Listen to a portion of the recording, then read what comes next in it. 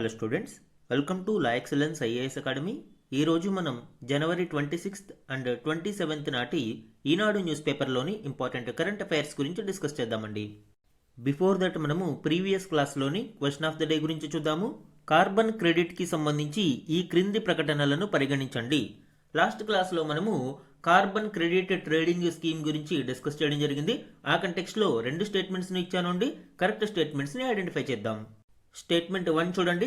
ఒక carbon credit ఒక ton carbon dioxide సమానమైన తగ్గింపు లేదా తొలగింపును సూచిస్తుంది. అంటే CO2 ఈక్వివాలెంట్ అని పిలుస్తాం మనం దీన్ని. ఎస్, ఈ స్టేట్మెంట్ కరెక్టేనండి. 1 carbon credit equal to 1 ton of carbon dioxide CO2 reduction or elimination. కాబట్టి స్టేట్మెంట్ 1 అనేది మనకి ఇక్కడ కరెక్ట్ అవుతుంది. సెకండ్ వన్ చూడండి. UN విధానాల ప్రకారం అంతర్జాతీయ స్థాయిలో మాత్రమే కార్బన్ క్రెడిట్లను వర్తకం చేయవచ్చు. మాత్రమే అనేది ఎప్పుడు ఎగ్జాజరేటెడ్ స్టేట్మెంట్గా భావిస్తూ ఉంటాం మనము. సో మెజారిటీ ఆఫ్ ద కేసెస్లో ఇవి రాంగ్ అయ్యే అవకాశం ఎక్కువగా ఉంటుంది. ఈ స్టేట్మెంట్ కూడా రాంగ్ అండి. ఎందుకంటే both domestic and international UN విధానాలుగాను మనము పాటించవచ్చు, లేదా డొమెస్టిక్గా మనము ప్రత్యేక విధానాలని రూపొందించుకుని ఈ కార్బన్ క్రెడిట్ ట్రేడింగ్ని కొనసాగించవచ్చు. భారతదేశంలో CCTS carbon credit trading scheme అనేది మనము ప్రారంభించడం జరిగింది. అలానే UN యొక్క విధానంలో కూడా ఇంటర్నేషనల్ మార్కెట్లో దీనిని మనము కొనసాగించడానికి అవకాశం ఉంటుంది. కాబట్టి స్టేట్మెంట్ సెకండ్ అనేది రాంగ్. ఓన్లీ UN విధానాల ప్రకారం మాత్రమే జరగదు. కాబట్టి second one wrong, first one correct. Answer ఏమవుతుంది అండి? A1 only is the correct answer. ఇక్కడ ఎగ్జామ్ పాయింట్ ఆఫ్ వ్యూలో మనకి కార్బన్ క్రెడిట్ ట్రేడింగ్ స్కీమ్ చాలా ఇంపార్టెంట్ అండి. ఈరోజు మన ఫస్ట్ ఆర్టికల్ చూడండి. 5గురికి పద్మ విభూషణం. ఈ ఆర్టికల్ పద్మ అవార్డ్స్ 2026కి సంబంధించిన ఇంపార్టెంట్ డీటెయిల్స్ని వివరిస్తుంది. 2026 సంవత్సరానికి గాను కేంద్రం పద్మ అవార్డులను ప్రకటించింది. అవార్డీస్ యొక్క డీటెయిల్స్ని మనం ఇక్కడ చూద్దాం. ఎగ్జామ్ పాయింట్ ఆఫ్ వ్యూలో పద్మ విభూషణ్ అవార్డీస్ 5గురు ఇంపార్టెంట్. అలానే ఆంధ్రప్రదేశ్, తెలంగాణ నుంచి తెలుగువారు ఎవరెవరు ఎంపికయ్యారనేది కూడా మనకి ఇంపార్టెంట్ అండి. ధర్మేంద్ర, అచ్యుతానందన్, మరో 3కి దేశ 2వ అత్యున్నత పురస్కారం. నోరి దత్తాత్రేయుడు, మమ్ముట్టి సహా 13 మందికి పద్మభూషణం. మురళీమోహన్, రాజేంద్ర ప్రసాద్, డాక్టర్ జీవి రావు, డాక్టర్ విజయానంద్ రెడ్డి. క్రికెటర్లు రోహిత్ శర్మ, హర్మన్ ప్రీత్ కౌర్ సహా 113 మందికి పద్మశ్రీ. తెలంగాణ నుంచి 7గురికి, ఏపీ నుంచి 4గురికి ఈ అవార్డులు లభించాయి. ఎన్నికలు జరిగే తమిళనాడు, పశ్చిమ బెంగాల్ మరియు కేరళలకు అధిక ప్రాధాన్యం ఇవ్వడం మనం ఇక్కడ చూడవచ్చు. సో అవార్డీస్ యొక్క డీటెయిల్స్ని ఇక్కడ చూద్దామండి. దివంగత దిగ్గజ బాలీవుడ్ నటుడు ధర్మేంద్ర, కేరళ మాజీ ముఖ్యమంత్రి అచ్యుతానందన్ సహా 5గురికి దేశ 2వ అత్యున్నత పురస్కారమైన పద్మవిభూషణ్ను కేంద్ర ప్రభుత్వం ప్రకటించింది. మనకి మిలిటరీ అవార్డ్స్, సివిలియన్ అవార్డ్స్ అని 2 ఉంటాయి. మిలిటరీ అవార్డ్స్ని పక్కన పెడితే సివిలియన్ అవార్డ్స్లో అత్యున్నత పౌర పురస్కారం భారతరత్న అయితే సెకండ్ హైయెస్ట్ సివిలియన్ అవార్డ్ అనేది పద్మ విభూషణ్గా మనం చెప్పవచ్చు. సో ఈ సంవత్సరం 5గురికి ఈ పద్మ విభూషణ్ అనేది వరించింది. ప్రముఖ క్యాన్సర్ వైద్య నిపుణుడు నోరి దత్తాత్రేయుడు, ప్రఖ్యాత మలయాళ నటుడు మమ్ముట్టి, ప్రముఖ టెన్నిస్ క్రీడాకారుడు విజయ అమృతరాజ్ సహా 13 మందిని పద్మభూషణ్కు ఎంపిక చేసింది. So third highest civilian award మనకి పద్మభూషణ్. ఇక టాలీవుడ్ సీనియర్ నటులు మాగంటి మురళీమోహన్, రాజేంద్ర ప్రసాద్ సహా 113 మందికి పద్మశ్రీలను ప్రకటించింది. 77వ గణతంత్ర దినోత్సవాన్ని పురస్కరించుకుని కళ, సామాజిక సేవ, ప్రజా సంబంధాలు, శాస్త్ర సాంకేతికత, ఇంజనీరింగ్, వాణిజ్యం, పరిశ్రమ, వైద్యం, సాహిత్యం, విద్య, క్రీడలు, పౌర సేవల రంగాలలో విశేష కృషి చేసిన 131 మందికి ఈ పౌర పురస్కారాలను ఆదివారం కేంద్ర ప్రభుత్వం ప్రకటించింది. మార్చి, ఏప్రిల్ నెలలలో రాష్ట్రపతి భవన్లో నిర్వహించే కార్యక్రమంలో రాష్ట్రపతి ద్రౌపది ముర్ము ఈ పురస్కారాలను విజేతలకు ప్రదానం చేస్తారు. ఈ పద్మ అవార్డ్స్ గురించి డీటెయిల్గా చూద్దాము అండి.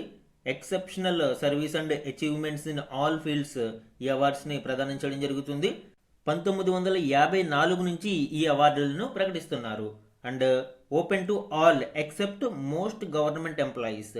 అలానే పబ్లిక్ ఆర్ సెల్ఫ్ నామినేషన్కి కూడా అవకాశం ఉంటుంది. రాష్ట్రీయ పురస్కార్ పోర్టల్ ద్వారా పబ్లిక్ ఎవరైనా నామినేట్ చేసుకోవచ్చు, సెల్ఫ్ నామినేషన్ కూడా అవకాశం ఉంటుంది. కానీ ఫైనల్గా విజేతలను ఎంపిక చేసిన తర్వాత ప్రకటించడం జరుగుతుంది. జనవరి 26వ తేదీన అవార్డీస్ యొక్క లిస్ట్ని ప్రకటించడం జరుగుతుంది. అండ్ మార్చి లేదా ఏప్రిల్లో రాష్ట్రపతి భవన్లో జరిగే కార్యక్రమంలో ప్రెసిడెంట్ ద్వారా ఈ అవార్డ్స్ను ప్రదానం చేస్తారు. సో పద్మ అవార్డ్స్లో 3 కేటగిరీలు ఉంటాయండి. ఒకటి Padma Vibhushan, second highest civilian award, Padma Bhushan third highest civilian award, and Padma Shri fourth highest civilian award.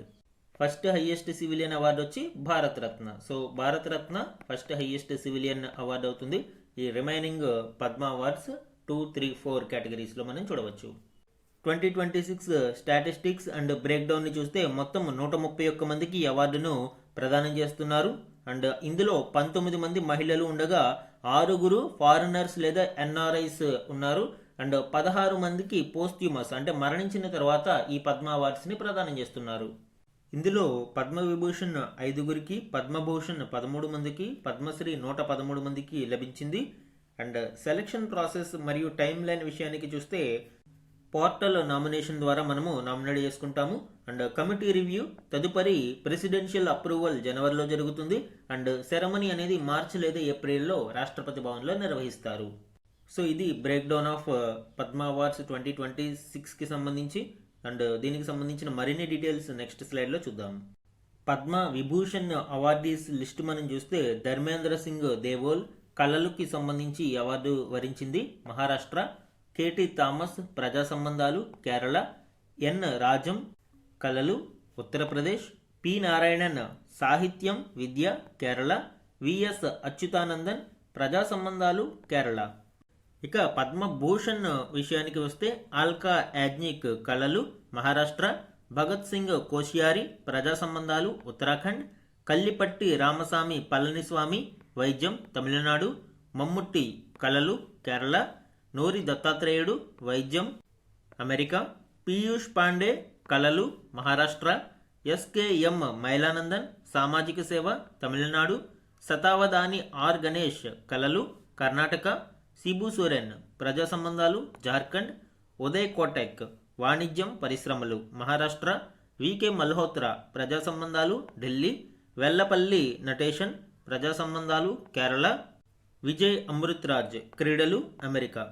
So ఈ విధంగా 5 పద్మవిభూషణ్ మరియు 13 మందికి పద్మభూషణ్ అవార్డులు వరించాయి. ఇక పర్టికులర్లీ ఆంధ్రప్రదేశ్ మరియు తెలంగాణ నుంచి ఈ పద్మ అవార్డ్స్ని అందుకున్న వ్యక్తుల వివరాల గురించి చూస్తే పద్మభూషణ్ ఒకే వ్యక్తికి లభించింది. ఆయన డాక్టర్ నోరి దత్తాత్రేయుడు. ఈయన ఎన్ఆర్ఐ అయితే తెలంగాణ నుంచి ఈయన వరల్డ్ రినౌండ్ అంకాలజిస్ట్గా ఎదిగారు. క్యాన్సర్ ట్రీట్మెంట్ పయోనీర్లో ముందంజలో ఉంటారు. సో క్యాన్సర్ ట్రీట్మెంట్లో ఈయన చేసిన సేవలకు గాను కేంద్రం పద్మభూషణ్తో సత్కరించింది. ఇక ఆర్ట్స్ అండ్ కల్చర్లో మనం చూస్తే గద్దె బాబు రాజేంద్ర ప్రసాద్ ఏపీ నుంచి నట కిరీటి అని పిలుస్తాము. మాగంటి మురళీమోహన్ ఏపీ నుంచి veteran actor and producer. Deepika Reddy Telangana నుంచి distinguished Kuchipudi dancer global promotion. Garimella Balakrishna Prasad posthumous మరణానంతరం అవార్డును ప్రదానం చేశారు AP. Renowned devotional singer Annamacharya కీర్తనాస్కి ఈయన ప్రసిద్ధి. ఇక సైన్స్ అండ్ ఇంజనీరింగ్ విభాగాలలో చంద్రమౌళి గద్దమానుగు తెలంగాణ నుంచి former DRDO scientist, project director Akash missile.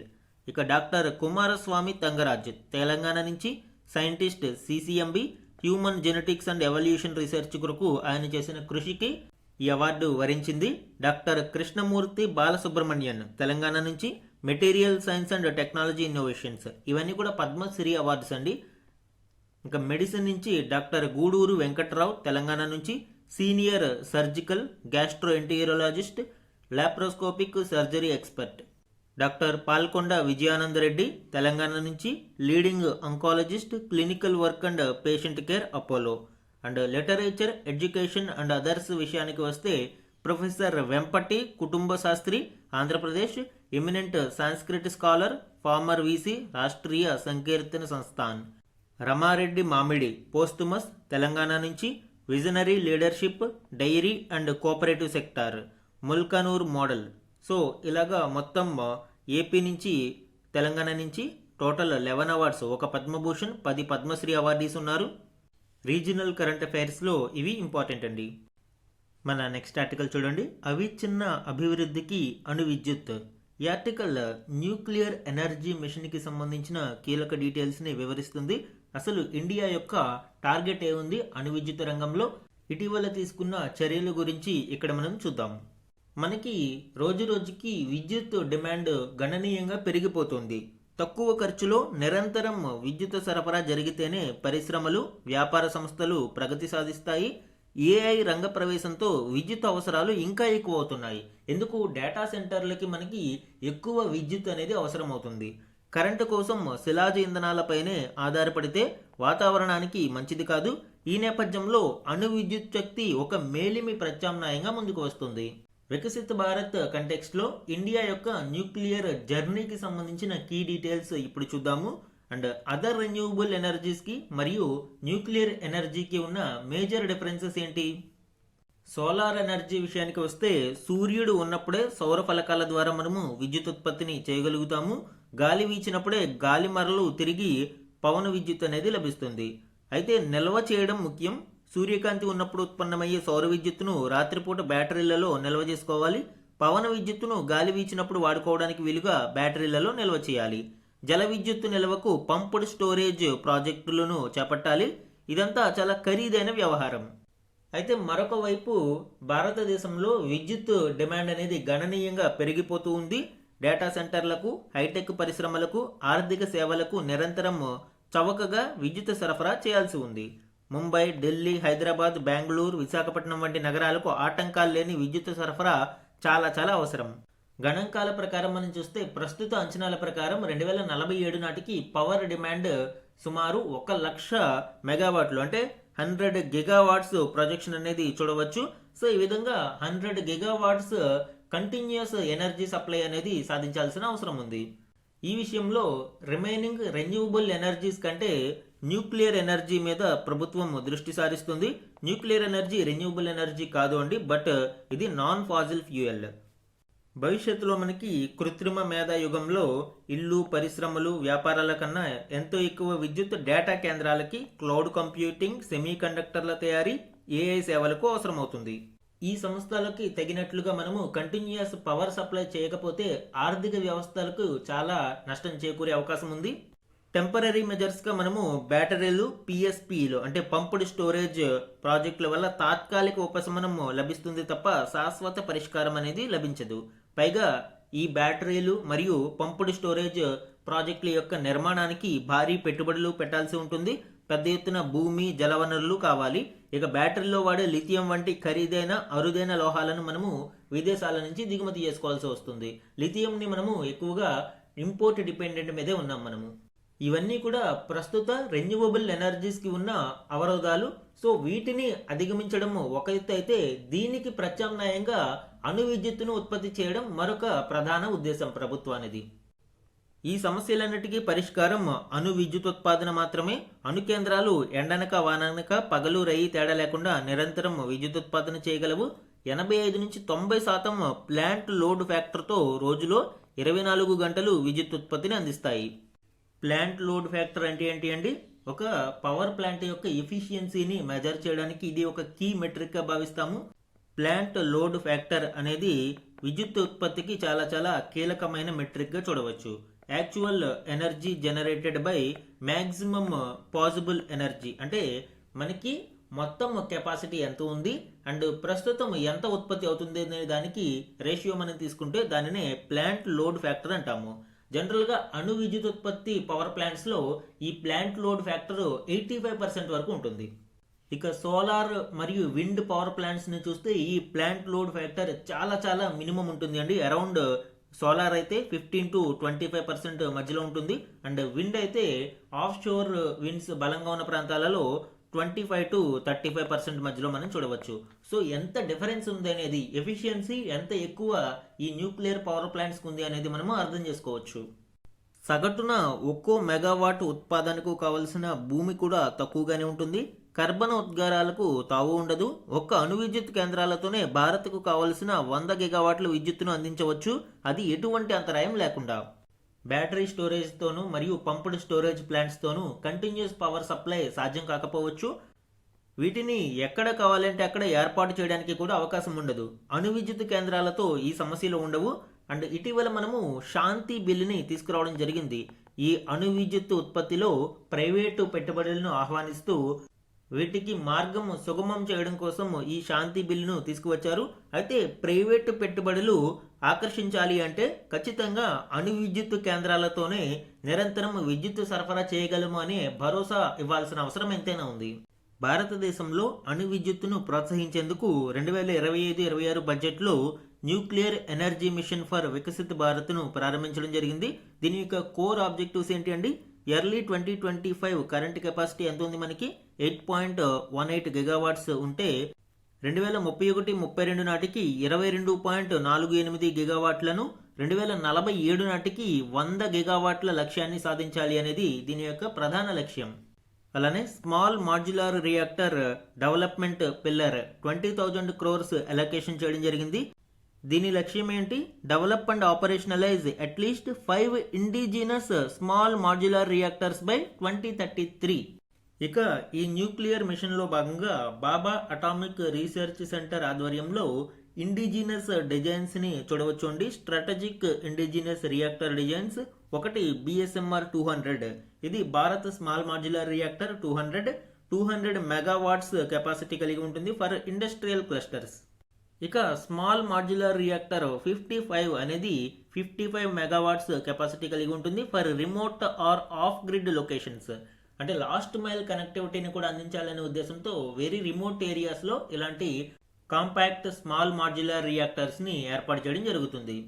And high temperature gas cooled reactor 5 megawatt thermal capacity కలిగి ఉంటుంది. ఎస్పెషల్లీ హైడ్రోజన్ జనరేషన్ కోసము, decarbonise transport and industry sector కోసము ఈ విధమైన రియాక్టర్స్ ఉపయోగపడతాయి. And fourth one Bharat small reactors 225 megawatt pressurised heavy water reactors, especially steel and aluminium industries లాంటి energy intensive industries కోసం ఈ డిజైన్ అనేది ఉపయోగపడుతుంది.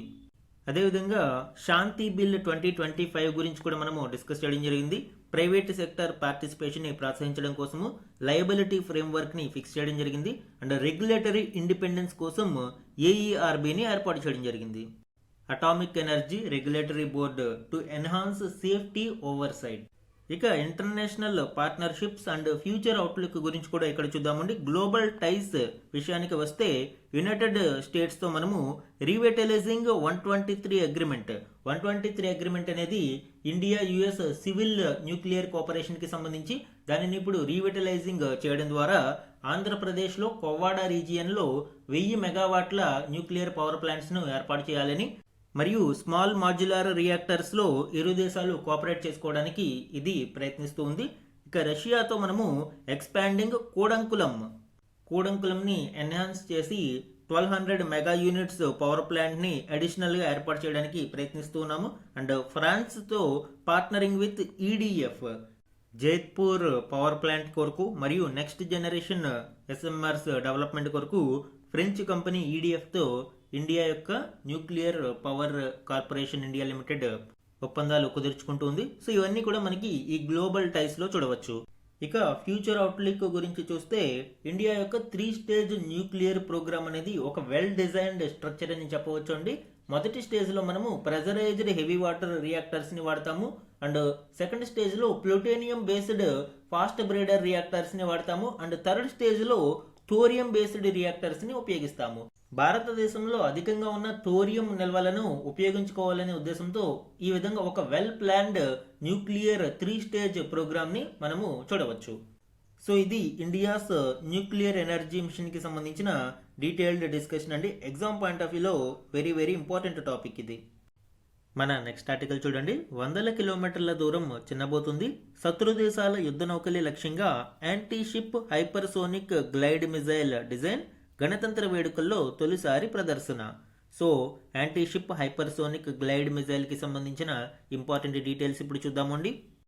సముద్రంపై సుదూరంగా ఉన్న శత్రు దేశాల యుద్ధ నౌకలను తుత్తునీయలు చేసేందుకు సిద్ధం చేసిన దేశ తొలి long range anti ship hypersonic glide missile మొదటిసారి కనిపించనుంది. ఢిల్లీలో సోమవారం జరగనున్న గణతంత్ర వేడుకల కవాతులో దీనిని ప్రదర్శిస్తారు. ఈ క్షిపణి పరిధి 1500 కిలోమీటర్లు కాగా గంటకు 6100 కిలోమీటర్ల వేగంతో ప్రయాణిస్తుంది. దీనిని హైదరాబాద్లోని అడ్వాన్స్డ్ సిస్టమ్స్ ల్యాబొరేటరీలో అభివృద్ధి చేయడం జరిగింది. 2024 నవంబర్లో మొదటిసారిగా ప్రయోగాత్మకంగా పరీక్షించారు. ఇందులో ఇది విజయం సాధించడంతో మరో 2 ఏళ్లలో దీనిని సైన్యంలో ప్రవేశపెట్టనున్నారు. ఈ మిజైల్కి సంబంధించిన మరికొన్ని డీటెయిల్స్ అండ్ వీటి యొక్క ప్రత్యేకతలు చూద్దాము. సముద్ర జలాలలో వేగంగా ప్రయాణించే యుద్ధ నౌకలను ఈ క్షిపణి ఖచ్చితంగా గుర్తించి 100% ధ్వంసం చేస్తుంది. హైపర్ సోనిక్ వేగంతో ప్రయాణించే ఈ క్షిపణి శత్రుదేశ యుద్ధ నౌక గుర్తించే లోపే పని ముగిసిపోతుంది. ఇందుకోసం ఏరోడైనమిక్ డిజైన్తో ప్రత్యేకంగా తీర్చిదిద్దారు. ఈ మిజైల్ను ప్రత్యేకంగా తయారు చేసిన మొబైల్ లాంచర్ ద్వారా ప్రయోగిస్తారు. బూస్ట్ అండ్ గ్లైడ్ సాంకేతికతను దీనికి వినియోగించారు. ప్రయోగించిన మరుక్షణమే గరిష్ట వేగంతో దూసుకు వెళ్తుంది. భూ ఉపరితలాలపై ఉన్న లక్ష్యాలను కూడా ఇది సునాయాసంగా ఛేదిస్తుంది. శత్రు దేశాల రాడార్లు, ఎయిర్ డిఫెన్స్ వ్యవస్థలు దీని రాకను గుర్తించలేవు. హైపర్ సోనిక్ వేగంతో ప్రయాణిస్తుంది కాబట్టి ఇది ఈ రాడార్లకు చిక్కే అవకాశం ఉండదు. ఎలాంటి యుద్ధ నౌకలనైనా క్షణంలో ఇది ధ్వంసం చేస్తుంది. అతి తక్కువ ఎత్తులోనే ప్రయాణిస్తూ లక్ష్యాలను చేరుకోగలగడం దీనికి ఉన్న మరో ప్రత్యేకత. అన్ని రకాల పేలోడ్లను ఇది మోసుకెళ్లగలుగుతుంది. సో ఈ long range anti ship hypersonic మిజైల్ని మొట్టమొదటిసారిగా ఈ గణతంత్ర వేడుకలలో ప్రదర్శించారు. దీని స్పెసిఫికేషన్స్ విషయానికి వస్తే range 1500 kilometres and maximum speed Mach 10 hypersonic speed అని చెప్పుకున్నాము. సో మ్యాక్ 10 స్పీడ్తో ఇది ప్రయాణిస్తుంది అండ్ యావరేజ్ గ్లైడ్ మ్యాక్ 5తో ఇది ప్రయాణిస్తుంది. ట్రాజెక్టరీ విషయానికి వస్తే quasi ballistic with multiple atmospheric skips evading detection. So quasi ballistic ఇది పూర్తి స్థాయి బ్యాలిస్టిక్ మిజైల్ కాదు. దీని యొక్క లో బ్యాలిస్టిక్ ట్రాజెక్టరీ మరియు మాన్యువరబిలిటీ కారణంగా ఇది శత్రు దేశాల రాడార్లకు చిక్కకుండా ఎవేడ్ అవడానికి ఎక్కువ స్కోప్ ఉంటుంది. ప్రొపల్షన్ విషయానికి వస్తే 2 stage solid motor, booster plus unpowered glide vehicle and targeting X band synthetic aperture radar seeker. ఈ హై యాక్యురసీ సెన్సార్ని ఉపయోగించడం వలన మూవింగ్ మ్యారిటైమ్ టార్గెట్స్ ని కూడా ఈజీగా ఇది టార్గెట్ చేయడానికి అవకాశం ఉంటుంది. అండ్ ఫైనల్గా 2029 నాటికి fully operational induction into Indian నేవీలోకి పూర్తి స్థాయిలో దీనిని ఇండక్ట్ చేయడానికి ప్రయత్నిస్తున్నారు. దీనితో పాటు ప్యారలల్ ప్రోగ్రామ్ కూడా మనం చూడవచ్చుండి. ETLDHCM. ETLDHCM అంటే extended trajectory long duration hypersonic cruise missile. So దీనిలో మనము స్క్రామ్ జెట్ ఇంజిన్ టెక్నాలజీని ఉపయోగిస్తాము and target speed Mach 8. So ఈ విధంగా భారతదేశం మరిన్ని హైపర్సోనిక్ మిజైల్స్ ని అభివృద్ధి చేస్తూ ఉంది. సో ఇది long range anti-ship hypersonic missile సంబంధించిన ఇంపార్టెంట్ డీటెయిల్స్ అండి. మన నెక్స్ట్ ఆర్టికల్ చూడండి. రాష్ట్రాలకు వయోభారం, పెరుగుతున్న వృద్ధ జనాభా, 60 ఏళ్లు పైబడిన వారిలో 5వ స్థానంలో ఏపీ, తెలంగాణ 10వ స్థానంలో ఉంది. అండ్ ఆర్బీఐ నివేదికలో ఈ అంశాలు వెల్లడించడం జరిగింది. ఆర్బీఐ యొక్క స్టేట్ ఫైనాన్సెస్ నివేదికలోని కీలక అంశాలను ఇప్పుడు డిస్కస్ చేద్దాము. ప్రపంచంలో అత్యధిక జనాభా కలిగిన మన దేశంలో శ్రమశక్తికి ఆధారమైన మానవ వనరులు క్రమంగా తగ్గిపోతున్నాయనే ఆందోళనలు వ్యక్తమవుతున్నాయి. యువ జనాభా తగ్గిపోతూ వయోధికులు అధికమవుతున్న దిశగా కొనసాగుతున్న పరిణామమే దీనికి కారణమని నిపుణులు విశ్లేషిస్తున్నారు. భారతీయ రిజర్వ్ బ్యాంక్ తాజాగా విడుదల చేసిన స్టేట్ ఫైనాన్సెస్ నివేదిక ఈ మార్పు పర్యవసనాలు ఎలా ఉండబోతున్నాయో వివరించింది. వయోధికులు అధికంగా ఉండే రాష్ట్రాలలో శ్రామిక శక్తి తగ్గిపోయి ఆదాయం కుంచుకుపోయే ప్రమాదం ఉంది. అంతే కదండి, వృద్ధ జనాభా పెరిగే కొద్దీ శ్రామిక శక్తి తగ్గిపోతుంది, తద్వారా ఆదాయం కూడా తగ్గిపోయే ప్రమాదం ఉంది. అంతర్జాతీయ కార్మిక సంస్థ ILO గణాంకాల ప్రకారం 60 ఏళ్ల పైబడిన జనాభా 15% మించితే ఆ రాష్ట్రాలకు వయోభారం పెరిగినట్లు లెక్క. అదే 10 నుంచి 15% మధ్యలో ఉంటే నడి వయసులో ఉన్నట్లు, 10% లోపు ఉంటే యుక్త వయసులో ఉన్నట్లు అంచనా. దీని ప్రకారం చూస్తే 2016 నాటికి దేశంలో ఏ రాష్ట్రము వయోభారం జాబితాలో లేదు. అయితే 2026 నాటికి ఈ పరిస్థితి మార్పు వచ్చింది. 60 ఏళ్ల పైబడిన జనాభా శాతం అత్యధికంగా ఉన్న రాష్ట్రాలలో ఆంధ్రప్రదేశ్ 5వ స్థానంలోనూ, తెలంగాణ 10వ స్థానంలోనూ ఉన్నాయి. ఇక ప్రస్తుతం దేశంలోని మొత్తం జనసంఖ్య పరంగా చూస్తే ఏపీ 10వ స్థానంలోనూ, తెలంగాణ 13వ స్థానంలోనూ ఉన్నాయి. 2036 నాటికి అత్యధిక వయోధికులు ఉన్న జాబితాల విషయంలో ఆంధ్రప్రదేశ్ 4వ స్థానంలోనూ, తెలంగాణ 7వ స్థానానికి చేరుకుంటాయి. 2026 నాటికి కేరళ, తమిళనాడు 15% మించిన 60 ఏళ్ల పైబడిన జనాభా కారణంగా వయోభారం రాష్ట్రాల జాబితాలోకి వచ్చాయి. ఈ జాబితాలోకి 2031 నాటికి 9 రాష్ట్రాలు, 2036 నాటికి 12 రాష్ట్రాలు చేరనున్నట్లు ఆర్బీఐ అంచనా వేసింది. ఇక 22% వాటాతో కేరళ అన్నిటికంటే మొదటి స్థానంలో ఉంది. అండ్ 2036 నాటికి దేశంలోని ఏ రాష్ట్రము యుక్త వయసు జాబితాలో ఉండదని ఈ నివేదిక తేల్చి చెప్తుంది. బీహార్ ఒక్కటే అన్నిటికంటే తక్కువ వయసు రాష్ట్రంగా ఉండనుంది. అంటే మొత్తం టోటల్ పాపులేషన్లో 15% కంటే ఎక్కువ మంది వృద్ధులు ఉన్నట్లయితే ఆ రాష్ట్రాన్ని వయోధిక రాష్ట్రంగా చెప్పుతున్నారు. వయోధికులు అధికంగా ఉంటే పర్యవసనం ఏంటి అండి? రాష్ట్రాలు వాటి యొక్క బడ్జెట్లో ఈ వెల్ఫేర్ స్కీమ్స్ కోసం ఎక్కువగా కేటాయించాల్సి వస్తుంది. అలానే శ్రామిక శక్తి తగ్గిపోయి డెమోగ్రఫిక్ డివిడెండ్ పడిపోయే ప్రమాదం ఉంది. తద్వారా రాష్ట్రాలకు ప్రత్యక్ష మరియు పరోక్ష పన్నుల ఆదాయం తగ్గిపోయే ప్రమాదం ఉంది. కొన్ని గణాంకాలని మనము పరిశీలిస్తే 2020 నాటికి 10% జనాభా వయోవృద్ధులు, 60% పైబడిన వాళ్ళు ఉన్నారండి. 104 మిలియన్ వయోవృద్ధులు ఉన్నారు. 2036 నాటికి ఈ ప్రొజెక్షన్ 230 మిలియన్కి చేరనుంది. అండ్ 17% మనము చూడవచ్చు మొత్తం జనాభాలో. ఇక రీజనల్ డిస్పారిటీస్ చాలా కీలకమండి. ఎందుకంటే ఫ్యామిలీ ప్లానింగ్ ఆపరేషన్స్ని పక్కాగా అమలు చేసిన సదర్న్ స్టేట్స్ ఇప్పుడు ఈ వయోవృద్ధుల జనాభాతో సతమతమయ్యే అవకాశం ఉంది. ఎందుకంటే జనాభా నియంత్రణని పాటించడంతో ఇక్కడ జనాభా సంఖ్య అనేది తగ్గుముఖం పట్టింది. తద్వారా వృద్ధులు పెరిగారు, యువ జనాభా తగ్గిపోవడం వలన ఇప్పుడు ఈ వయోవృద్ధుల భారాన్ని మోయాల్సిన ప్రమాదం ఉంది. ఇక జెండర్ అండ్ హెల్త్ విషయంలో చూస్తే sex ratio 1065 females per 1000 males. 54% of elderly women are widows. వయోవృద్ధులలో సెక్స్ రేషియో మనం చూస్తే 1065 మంది ఉన్నారు. అండ్ 54% మంది ఈ ఎల్డర్లీ ఉమెన్లో విడోసే ఎక్కువ మంది ఉన్నారు. దీనివలన సోషియో ఎకనామిక్ ఛాలెంజెస్ మరియు ఇంప్లికేషన్స్ ఏంటి? డిపెండెన్సీ రేషియో అనేది పెరిగిపోనుంది అండి. 2011లో 14.2% ఉండగా 2031 నాటికి అది 20.1% పెరిగిపోనుంది. అంటే ఆధారపడే వాళ్ళ సంఖ్య పెరిగిపోతే సంపాదించే వారి సంఖ్య తగ్గిపోతుంది, ఆధారపడే వారి సంఖ్య పెరిగిపోతుంది. ఇక హెల్త్ బర్డెన్ కూడా పెరిగిపోయే ప్రమాదం ఉంది. ఎస్పెషల్లీ భారతదేశంలో 40% with disabilities and 75% with at least 1 chronic disease. So ఈ నేపథ్యంలో పబ్లిక్ హెల్త్ ఇన్ఫ్రాస్ట్రక్చర్ మీద రాష్ట్రాలు మరియు కేంద్రం ఎక్కువ నిధులను ఖర్చు చేయాల్సి ఉంటుంది. Financial vulnerability and rising costs అనేది కూడా ఇక్కడ మనం చూడవచ్చు అండి. లైఫ్ ఎక్స్పెక్టెన్సీ 72 ఇయర్స్ ప్రస్తుతం 2023 అంచనాల ప్రకారం. కాబట్టి హై మెడికల్ ఎక్స్పెన్సెస్ అనేవి ఈ సమయంలో మనం చూడగలుగుతాం.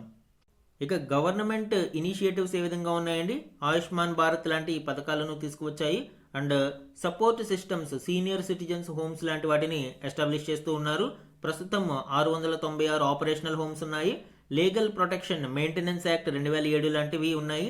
Mandates children to provide maintenance, states to set up old age homes మరియు యాక్టివ్ ఏజింగ్ పాలసీస్ మీద ప్రభుత్వం దృష్టి పెట్టింది. అంటే 60 సంవత్సరాలు పైబడి కూడా ఎంప్లాయ్మెంట్లో ఉన్న వృద్ధుల కొరకు ప్రత్యేక ఫోకస్ మనం చూడవచ్చు. సో ఈ విధంగా సెంట్రల్ అండ్ స్టేట్ గవర్నమెంట్స్ యొక్క ఇనిషియేటివ్స్ని మనము చూడవచ్చు. సో ఇది వయోభారానికి సంబంధించి అండ్ డెమోగ్రఫిక్ డివిడెండ్ అనేది కోల్పోయే ప్రమాదం ఉంది అని ఈ నివేదిక హెచ్చరిస్తుంది. నెక్స్ట్ ఆర్టికల్ చూడండి. 77వ గణతంత్ర దినోత్సవానికి సంబంధించి భారత్ అతిపెద్ద లిఖిత రాజ్యాంగం కలిగిన గణతంత్ర రాజ్యం. అండ్ 1950 జనవరి 26వ తేదీన మనకి ఈ రాజ్యాంగం అమలులోకి వచ్చిన తేదీకి గుర్తుగా గణతంత్ర దినోత్సవాన్ని నిర్వహించుకుంటున్నాం. భారత సంస్కృతిలో భాగమైన భిన్నత్వంలోని ఏకత్వాన్ని గుర్తించడంతో పాటు స్వాతంత్రోద్యమంలో అమరులైన వారిని గౌరవించుకోవడం ఈ రోజు యొక్క ముఖ్య ఉద్దేశ్యం. దీని యొక్క హిస్టారికల్ బ్యాక్గ్రౌండ్ని మనం చూస్తే అసలు మొదటిసారిగా రాజ్యాంగ పరిషత్ ఏర్పాటు గురించి క్రిప్స్ మిషన్ 1942లో ప్రతిపాదించడం చూడవచ్చు. రాజ్యాంగ పరిషత్ ఆవశ్యకతను గురించి మొదట చెప్పింది ఎంఎన్ రాయ్. 1934లోనే ఆయన దీనిని ప్రతిపాదించడం చూడవచ్చు. అలానే 1935లో మొదటిసారిగా ఇండియన్ నేషనల్ కాంగ్రెస్ ఈ కాన్స్టిట్యూయెంట్ అసెంబ్లీ యొక్క ప్రాధాన్యత గురించి అడాప్ట్ చేసుకోవడం మనం చూడవచ్చు. ఇక క్యాబినెట్ మిషన్ సూచన మేరకు రాజ్యాంగ పరిషత్తును 1946లో ఏర్పాటు చేశారు. అంటే ఏ మిషన్ సూచనల మేరకు ఏర్పాటు చేయడం జరిగింది? క్యాబినెట్ మిషన్ సూచనల మేరకు రాజ్యాంగ పరిషత్తును 1946లో ఏర్పాటు చేశారు.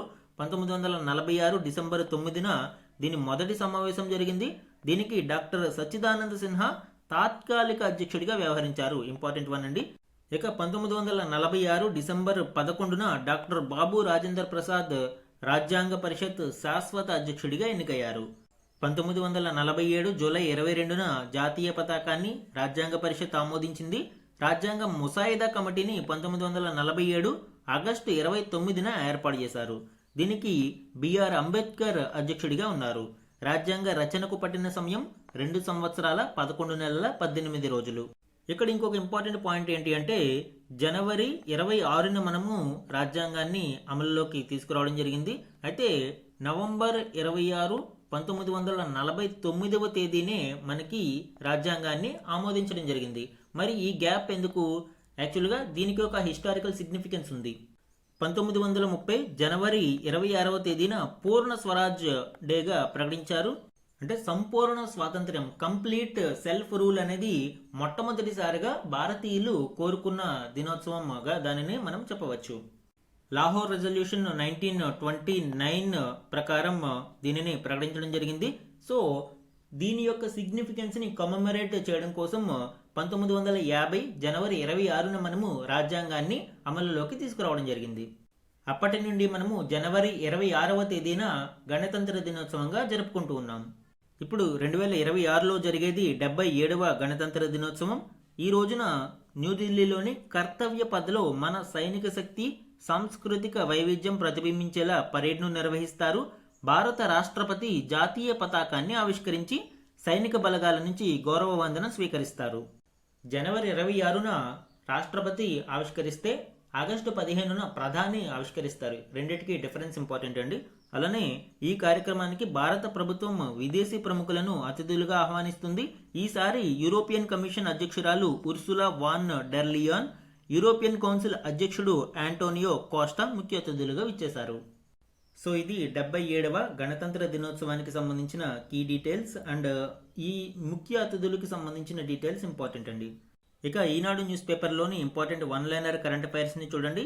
రాష్ట్రపతి భవన్లో ఏర్పాటైన గ్రంథ్ కుటీర్ను రాష్ట్రపతి ద్రౌపది ముర్ము 2026 జనవరి 23న ప్రారంభించారు. ఇందులో తెలుగు, తమిళం, కన్నడ, ఒడియా సహా 11 ప్రాచీన భారతీయ భాషల పుస్తకాలు, రాతప్రతులకు చోటు దక్కింది. ఇందులో పురాణాలు, తత్వశాస్త్రం, భాష, చరిత్ర, పాలన, సైన్స్ లాంటి అంశాల పుస్తకాలు ఉన్నాయి. ఇప్పటివరకు ఈ విభాగంలో వలస పాలనకు సంబంధించిన పుస్తకాలు ఉండేవి. తాజాగా వాటిని రాష్ట్రపతి ఎస్టేట్లోని ప్రత్యేక ప్రదేశానికి తరలించారు. నెక్స్ట్ వన్, ప్రపంచ ఆరోగ్య సంస్థ WHO నుంచి తమ దేశం వైదొలిగే ప్రక్రియ పూర్తయింది అని అమెరికా ప్రకటించింది. కోవిడ్ మహమ్మారిని అదుపు చేయడంలో, సంస్కరణలను అమలు చేయడంలో WHO విఫలమైంది అని అమెరికా ఆరోగ్య మానవ సేవల విభాగం తెలిపింది. ఇకపై WHOకు అమెరికా నుంచి వచ్చే అన్ని రకాల నిధులు నిలిపివేస్తున్నట్లు, ప్రపంచవ్యాప్తంగా ఉన్న దాని అన్ని కార్యాలయాల నుంచి US సిబ్బందిని వెనక్కి పిలిపించినట్లు వెల్లడించింది. నెక్స్ట్ వన్ చూడండి. రిజిస్ట్రేషన్ శాఖలోని ప్రజాసేవలను పూర్తి స్థాయి కాగితరహితంగా మార్చేందుకు తమిళనాడు ప్రభుత్వం డిజిటల్ విధానాన్ని తీసుకువచ్చింది. సీఎం స్టాలిన్ స్టార్ 3.0 స్ప్రింట్ 1 సాంకేతిక వ్యవస్థను 2026 జనవరి 22న ప్రారంభించారు. సో ఎగ్జామ్లో అడిగే అవకాశం ఉంది. ఏ రాష్ట్రంలో రిజిస్ట్రేషన్ శాఖలోని ప్రజాసేవలను పూర్తి స్థాయిలో పేపర్లెస్గా మార్చారు అని? ఆన్సర్ ఏమవుతుంది? Tamil Nadu. Aadhaar card, OTP, biometric authentication ద్వారా తొలి విడతగా 18 రకాల సేవలను పొందేలాగా ఏర్పాటు చేయడం చూడవచ్చు. నెక్స్ట్ వన్, 4వ పారిశ్రామిక విప్లవంలో భాగంగా ప్రపంచ ఆర్థిక వేదిక 5 కొత్త కేంద్రాలను ఏర్పాటు చేయాలని నిర్ణయించింది. వాటిలో ఒకదాన్ని ఆంధ్రప్రదేశ్లో నెలకొల్పనున్నట్లు ప్రకటించింది. ఈ తరహా కేంద్రాలు ప్రస్తుతం ముంబై, హైదరాబాద్లో మాత్రమే ఉన్నాయి. రాష్ట్ర ప్రభుత్వ భాగస్వామ్యంతో ప్రపంచ ఆర్థిక వేదిక ఈ కేంద్రాన్ని ఏర్పాటు చేయనుంది. సో ఏపీలో వరల్డ్ ఎకనామిక్ ఫోరం యొక్క కేంద్రం ఆర్టిఫిషియల్ ఇంటెలిజెన్స్కి సంబంధించి, అలానే ఇండస్ట్రియల్ 4.0కి సంబంధించిన కేంద్రాన్ని ఏర్పాటు చేయనున్నారు. So exam point of view ఇది ఇంపార్టెంట్ అండి. ఇవి ఈరోజు ఈనాడు న్యూస్ పేపర్లోని వన్ లైనర్ కరెంట్ అఫైర్స్. ఈరోజు మన క్వశ్చన్ ఆఫ్ ద డే గురించి చూడండి. పద్మ అవార్డులకు సంబంధించి ఈ క్రింది ప్రకటనలను పరిగణించండి. ఈరోజు క్లాస్లో మనము పద్మ అవార్డ్స్ 2026 గురించి డిస్కస్ చేయడం జరిగింది. ఆ కంటెక్స్ట్లో ఈ క్వశ్చన్ని ఫ్రేమ్ చేశాను అండి. 2 స్టేట్మెంట్స్ని ఇక్కడ ఇచ్చాను. కరెక్ట్ స్టేట్మెంట్స్ని ఐడెంటిఫై చేసి ఆన్సర్ని కమెంట్ సెక్షన్లో కమెంట్ చేయండి. ఇది ఈరోజు ఈనాడు న్యూస్ పేపర్లోని ఇంపార్టెంట్ కరెంట్ అఫైర్స్ మీద daily analysis. Thank you for watching.